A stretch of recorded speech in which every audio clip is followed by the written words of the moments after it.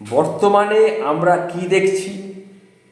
দেখছি সত্যের পোশাক পরে মিথ্যা ঘুরে বেড়াচ্ছে।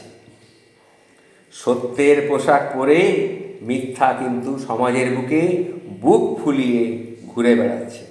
কেন এই কথাটা বলছি সেটা একটি ছোট্ট উপমা দিয়ে আপনাদের সামনে বোঝানোর চেষ্টা করছি। একবার সত্য আর মিথ্যা দেখা করলো কিছু মীমাংসার তাগিদে। হাঁটতে হাঁটতে তারা চলে গেল একটা কুয়োর পাশে।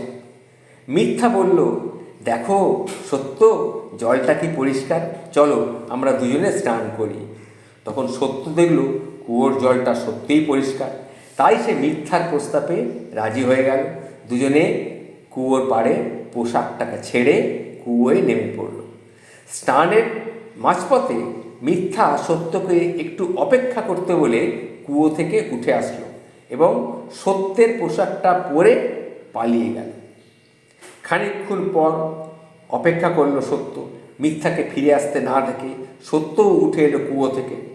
উঠে দেখলো মিথ্যা কোথাও নেই, এমনকি তার নিজের পোশাকটাও নেই। তখন রাগে অন্ধ হয়ে সত্য বের হলো মিথ্যাকে খুঁজতে।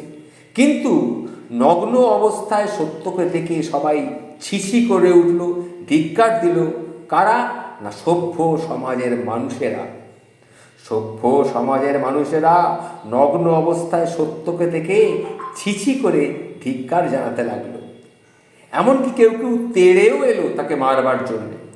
সত্য অনেক চেষ্টা করেও তাদেরকে প্রকৃত ঘটনাটা বোঝাতে কিছুতেই পারল না। শেষে রাগে দুঃখে অপমানে ফের কুয়োয় নেমে গেল সত্য। তারপর থেকে আর কেউ কখনো তাকে দেখেনি। যাকে দেখছে কিংবা দেখেছে সে আসলে কে? সে আসলে ওই সত্যের পোশাক পরা মুখোশধারী মিথ্যা।